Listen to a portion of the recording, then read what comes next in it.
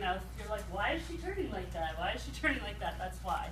So, so I'm thrilled to be here. John is on an airplane at the moment, and I know he's regretting that he couldn't be here because he thinks so much of you as well. And obviously we appreciate that you read the book and gave us your feedback in the early stages. So I will tell you a little bit about who we are, about who I am, and then the rest of it's really about you. And I hope to give you at least one thing that you can walk away with that you can apply to your either personal life or business life or both. That might be helpful to you. So I'm going to defer to, you know, at times to have you look at the screen here. So the book is called The Art of the Nudge, and it is about unlocking potential, and I'll tell you more about that. But first I'd like to share a little bit about my story. We all have a story, right? Oprah said so we must, right? For those that, sorry, I spent some time in a neck brace watching daytime television. Yeah, we all have a story. And, you know, my story is my story, and I'm sure it's no more interesting or compelling than yours, but it is this. So I studied psychology. Anybody study psychology?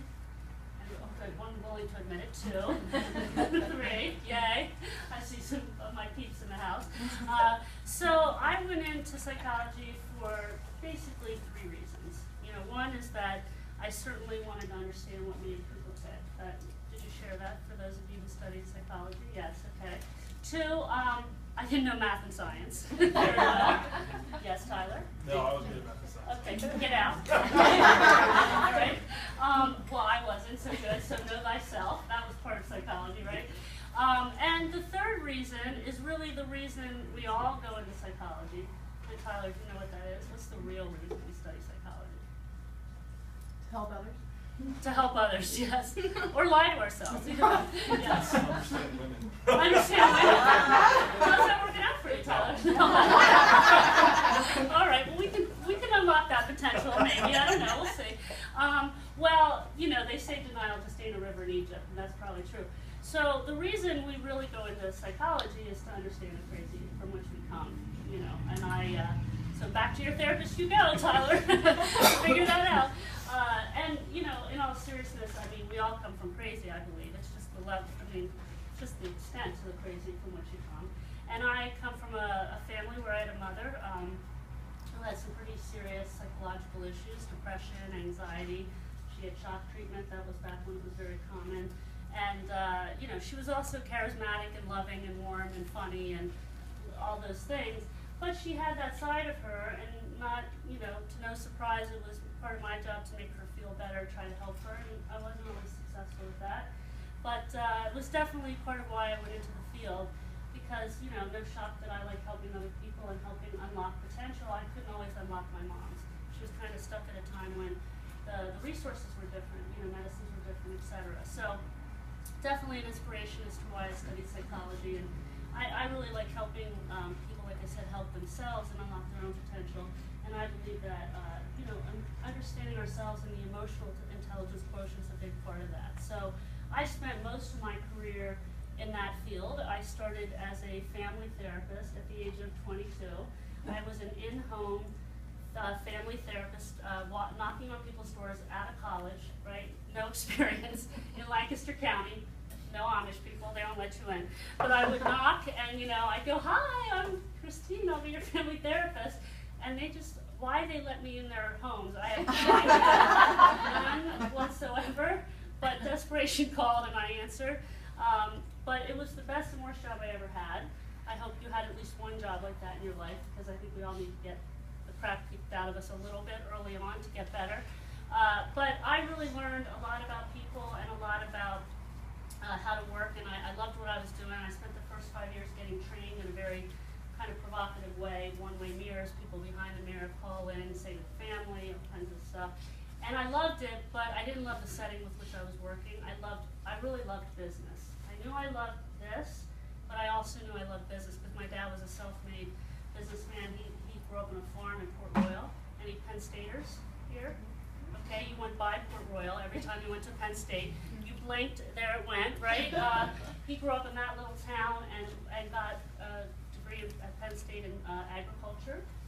And then he came out selling chicken feed. They called him the chicken doctor. And then he parlay that into a career in the insurance business and then became a financial planner. And he was, you know, he was an entrepreneur. So I wanted to combine those two things very badly, and I struggled for a while, as sometimes we make a career change after the first 5 years, and started working in the employee assistance field, for those of you who know what that is, where you work for a company that goes out and we provide counseling, but also a lot of training and development for companies, and that's how I made the shift. Fortunately, I was always trained along the way about how to get people's stories and tell stories, both from my background and then in this EAP field. And then I started my own company where I started doing what we call executive coaching. Anybody have an executive coach? Okay, all right, yes, all right. Or a therapist, as we like to call them. There's still a therapist, right, Annette? You know, so, but I did that in my own business for about 6 years. And then I met John, and that's really where our story began. John and I met in New York, not knowing that we lived 30 minutes from one another, and it really began with the word story. We were at a workshop. Actually, I was teaching that workshop at the time, just getting introduced to it. And he and I met, and we come from very different backgrounds. John's a military guy, right? West Point. It may shock you to know I haven't been in the military. Anybody, stay seated, it's okay. So he has quite a dynamic background. He's led large organizations. He's worked in small, very large companies running businesses. And, you know, again, he's worked on the strategy in business, and I've worked on how people communicate. So different backgrounds, but we realized that we shared some pretty important beliefs. And some of those beliefs were this, that we believe that people had, you know, unlimited or untapped potential, as well as organizations. We both like bringing that potential out. We know that when you need to bring out the potential, you need to grow, and when you grow, you need to change, and change is difficult, change is hard, right? I always say if you get to this side of change and you get the results, then we're happy, but it's the process through which you have to go to get to the change, which isn't easy. So when we started tussling those things around, we realized that we really like to start working together, and so we spent some time together. And what we started to look at is we started to research different topics that we've been working with for a long time, but really got hunkered down around leadership, communication, and those kinds of things. Was that you know, when the world was changing, the world we started in business is not the world we're in now, right? I'm impressed nobody has a phone out right now. I appreciate that. I was walking through the Marriott at the Philly airport today, and 3 people were sitting next to each other like this. Mm-hmm. And so the pace of technology is staggering, which is happening. The millennials are here. They're the largest cohort. They're soon going to be the largest cohort, not only in the world, but in business. And, right? Yeah? You just said raise your hand because his phone's on his lap. That's right. It's close. Don't. It's upside down. May I see? It's upside down. May I see And it? here you go. These are all my May I words. touch it? There you go. All right, thank you. I'm going to get the phone at the time. You Listen, okay, David? in my defense, I have how many employees right now working? So David, are you I'm okay? good. Are you okay, David? Can you see? Now, if I take it out of sight, does that change the seats? Do we want to be near him when he's without his phone? It is what, I mean, you have employees that need you, right? I hear you. Right, so the millennials are here, right? And so it is very hard. We are connected all the time, and yet somehow we feel, I believe, we are more disconnected than ever. Anybody else feeling that? Absolutely, because what is changing? And so the pace with which the world is moving, thank you for letting me touch your phone. Now I can see the reluctance. No, what was funny is I said this exact thing today to we just hired a new office coordinator, and they said, I hate my phone. Yeah. Because I feel like whereas I'm connected, I'm not real connected. So it's very interesting. Yeah. So far. You know how, yeah, and so I think you're feeling a lot of what we're feeling, right?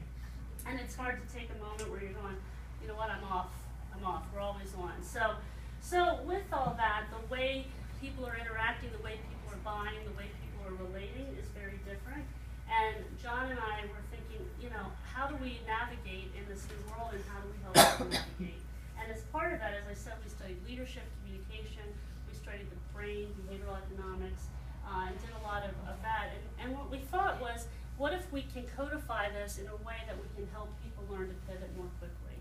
And And so that's the work we've been doing, and what we have come to figure out is that as part of our framework, and that's what we call it, it's a leadership communication and sales framework, you know, how to be more effective in terms of how we inspire people to take action. And the person you might be inspiring, by the way, is yourself, and that's okay. Maybe you have 20 people to inspire, maybe you have yourself to inspire, but how do you get to that? Is that there's two core principles, and one is that you have to slow down to speed up. Let me say that again. You have to slow down to speed up.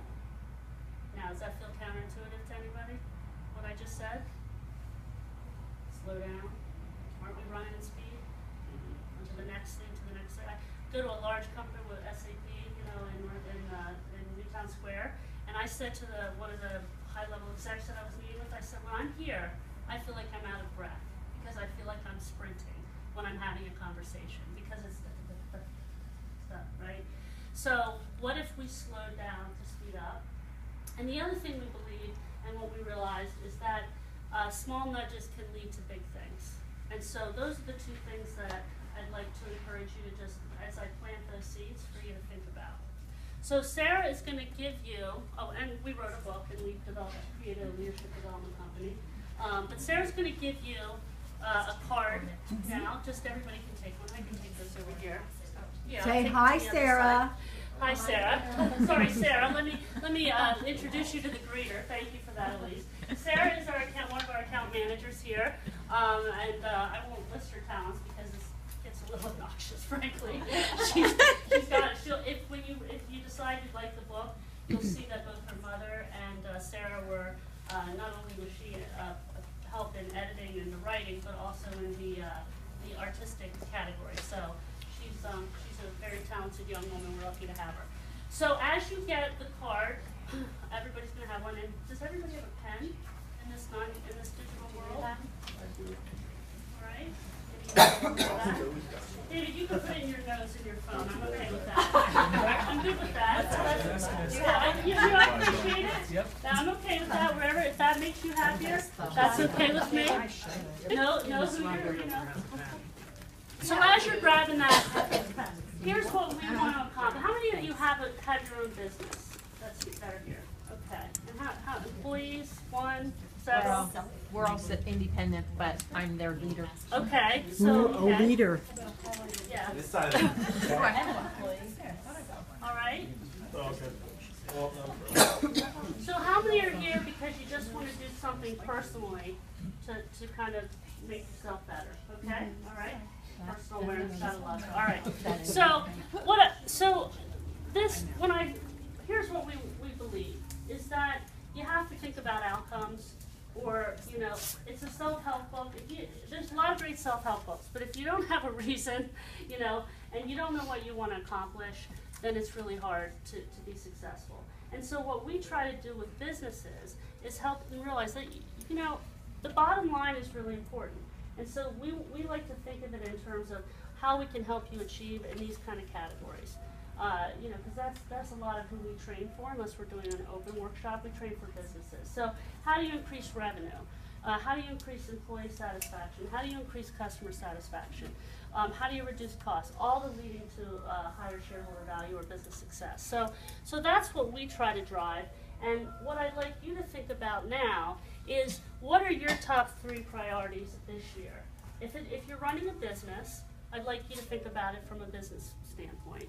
If you're here for personal reasons or whatever you want to learn, then I'd like you to think, if you set 3 goals for yourself personally this year, what are they? All right? So your top 3, and if, other than David's already typing, so he knows where he's going, right? So write those 3 down.